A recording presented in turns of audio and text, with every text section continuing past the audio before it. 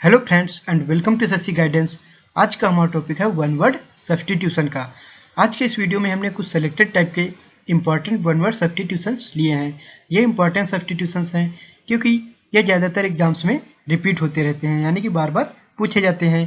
ठीक है, तो चलिए देखते हैं आज का पहला वन वर्ड दिया हुआ है a person who makes a scientific study of birds, यानी कि एक ऐसा व्यक्ति जो साइंटिफिक यानी कि वैज्ञानिक अध्ययन कर रहा है। साइंटिफिक स्टडी ऑफ बर्ड्स यानी कि बर्ड्स चिड़ियों के बारे में जो साइंटिफिक स्टडी कर रहा है यानी कि वैज्ञानिक अध्ययन करता है, उसे क्या बोलते हैं? उसे बोलते हैं ऑर्निथोलॉजिस्ट। ऑर्निथोलॉजिस्ट मीन्स क्या हो जाएगा? पक्षी विज्ञानी।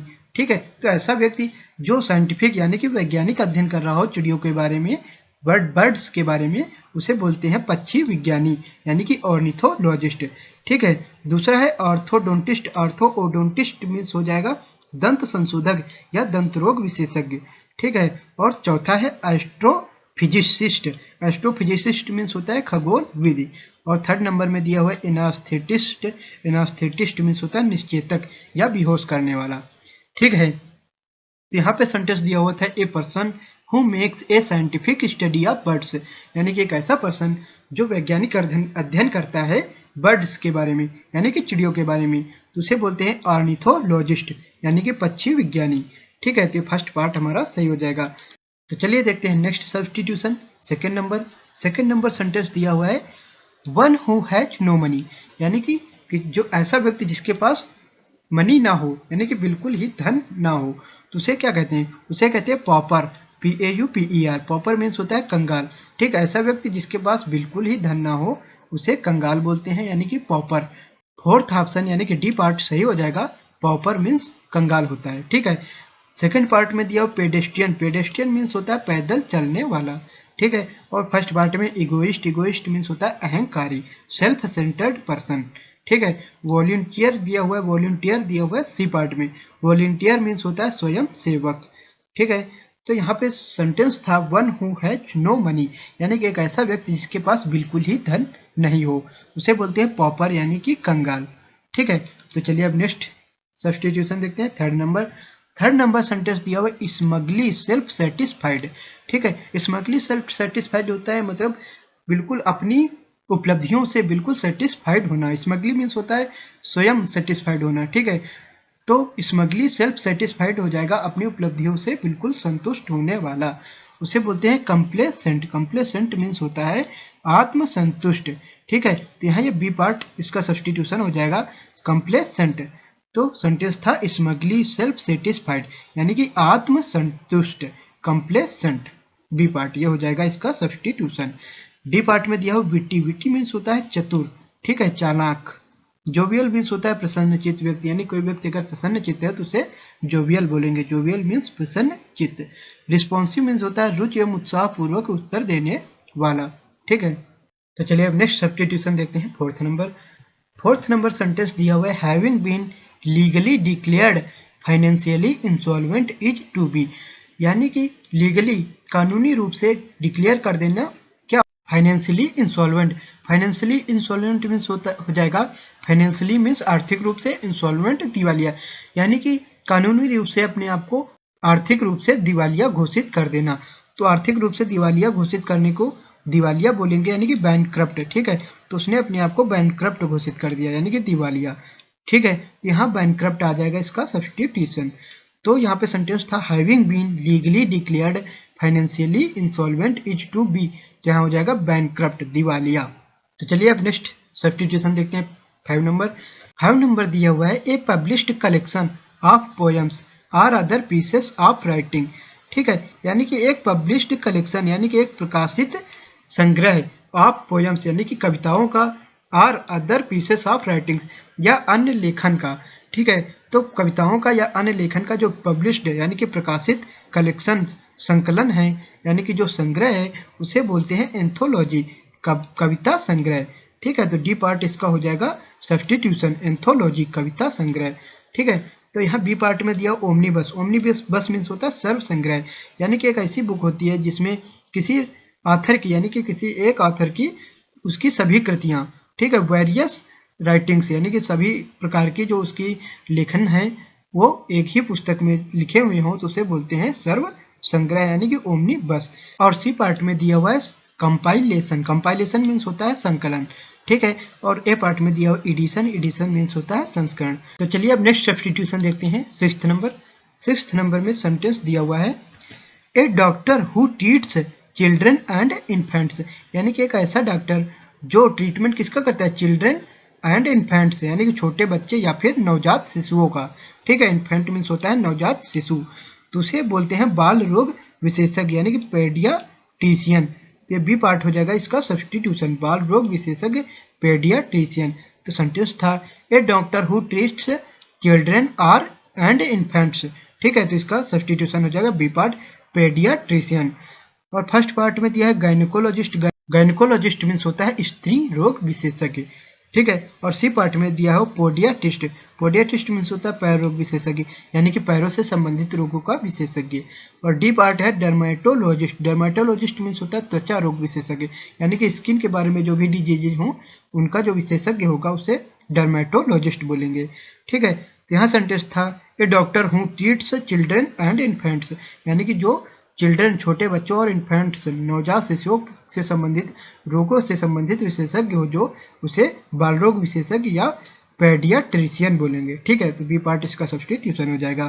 चलिए अब नेक्स्ट सेंटेंस देखते हैं। सेवेंथ नंबर में दिया हुआ है a graveyard where dead bodies are buried, यानी कि ऐसा ग्रेव यार्ड मीन्स होता है कब्रिस्तान। ऐसा कब्रिस्तान या ऐसी जगह जहाँ पे डेड बॉडीज यानी कि मृत शरीरों को जलाया जाता हो, डेड बॉडीज आर बरीड, ठीक है। तो उसे सिमेट्री बोलते हैं, कब्रिस्तान। सी पार्ट, ठीक है। यहाँ सी पार्ट आ जाएगा सिमेट्री, यानी कि एक ऐसा स्थान जहाँ डेड बॉडीज को जलाया जाता हो तो उसे सिमेट्री बोलते हैं, कब्रिस्तान।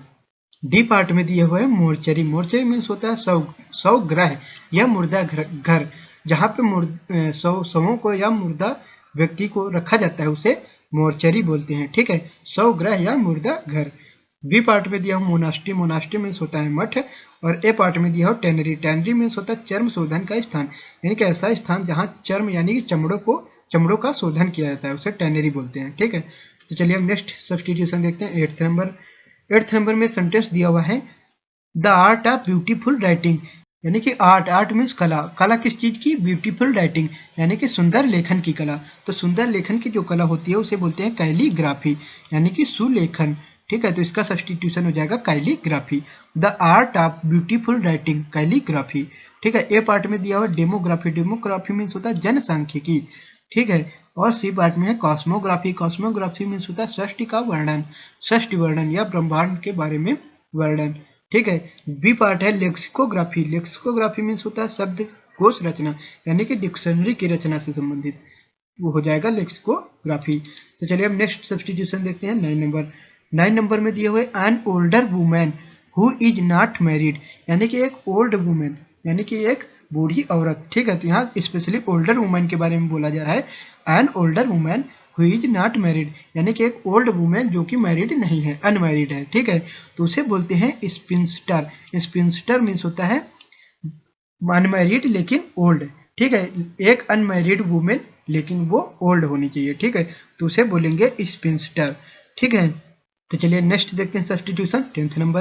10th नंबर में सेंटेंस दिया हुआ है a room or building for the preservation of plants, यानी कि एक रूम या एक बिल्डिंग भवन जो किस लिए बनाया गया है, प्रिजर्वेशन यानी संरक्षण के लिए, प्लांट्स के संरक्षण के लिए, तो उसे बोलते हैं ग्रीन हाउस, ठीक है। A room or building for the preservation of plants, तो पेड़ पौधों के संरक्षण के लिए जो बिल्डिंग या फिर रूम बनाया जाता है उसे ग्रीन हाउस बोलेंगे, ठीक है। तो चलिए अब नेक्स्ट सब्स्टिट्यूशन देखते हैं। 11th नंबर दिया हुआ है a large number of fish swimming together, यानी कि बहुतायत संख्या में यानी बहुत बड़ी संख्या में मछलियों का एक समूह जो कि टुगेदर यानी कि साथ साथ स्विमिंग कर रहा हो, ठीक है। तो उसे बोलते हैं सोल, यानी कि डी पार्ट। सोल मीन्स होता है मछलियों का समूह या झुंड जो कि एक साथ तैर रहा हो, एक साथ स्विमिंग कर रहा हो, ठीक है। तो उसे सोल बोलते हैं। तो यहाँ सोल हो जाएगा इसका substitution, a large number of fish swimming together हो जाएगा सोल, ठीक है।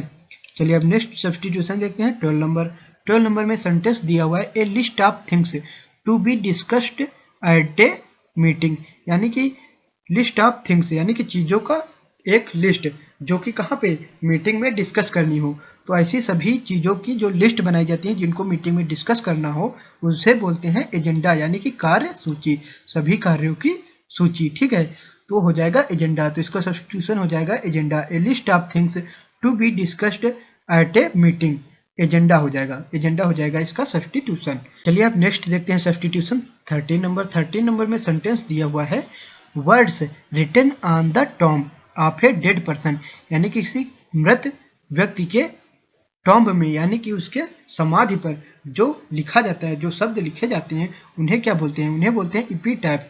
इपीटैफ मीन्स होता है समाधि लेख। ठीक है, तो इसका सब्स्टिट्यूशन हो जाएगा epitaph. Words written on the tomb of a dead person. ठीक है, इपीटैफ समाधि लेख। तो चलिए अब नेक्स्ट सब्स्टिट्यूशन देखते हैं 14 नंबर। 14 नंबर में सेंटेंस दिया हुआ है a line here the land and sky seems to meet, यानी कि एक ऐसी लाइन या एक ऐसी जगह here the land and sky seems to meet. ठीक है, यानी कि अगर हम दूर देखें तो एक ऐसी लाइन हमें दिखेगी जहाँ पे स्काई यानी कि आसमान और लैंड यानी कि जमीन एक साथ मिलते हुए नजर आएंगे। तो उस लाइन को यानी कि उस जगह को क्या बोलते हैं? उसे बोलते हैं होरिजोन। होरिजोन जो कि सी पार्ट में दिया हुआ है, इसका मीनिंग होता है क्षितिज। ठीक है, तो एक ऐसी लाइन, ऐसी जगह जहाँ पे एक लाइन दिख रही हो जहाँ पे land and sky seems to meet यानी कि मिलते हुए प्रतीत हो रहे हो, उसे बोलते हैं क्षितिज, होरिजोन। ठीक है, तो सी पार्ट हमारा आंसर हो जाएगा, सी पार्ट हो जाएगा इसका सब्स्टिट्यूशन। ठीक है, तो चलिए अब नेक्स्ट देखते हैं सब्स्टिट्यूशन 15 नंबर। 15 नंबर में सेंटेंस दिया हुआ है a list of passengers and luggage, यानी कि पैसेंजर्स यात्रियों और लगेज उनके सामान की जो लिस्ट होती है उसे क्या बोलते हैं? ठीक है, तो उसे बोलते हैं ए पार्ट में दिया हुआ वे बिल। वे बिल कहा जाता है, वे बिल मीन्स होता है सामान सूची और निर्देशिका। ठीक है, तो a list of passengers and luggage हो जाएगा वे बिल। वे बिल हो जाएगा इसका सब्स्टिट्यूशन, तो ये पार्ट हो जाएगा इसका आंसर। ठीक है, तो ये थे आज के हमारे 15 वन वर्ड सब्स्टिट्यूशन जो कि हमने डिस्कस किए। तो आई होप कि आज का ये वीडियो आपको पसंद आया होगा। तो अगर ये वीडियो पसंद आया हो तो इसे लाइक एंड शेयर जरूर करें, और ऐसे ही अन्य वीडियो देखने के लिए हमारे चैनल को सब्सक्राइब जरूर करें, क्योंकि ऐसे ही अन्य टॉपिक्स पर वीडियो हम बनाते रहेंगे। तो चलिए मिलते हैं नेक्स्ट वीडियो में। Thanks for watching.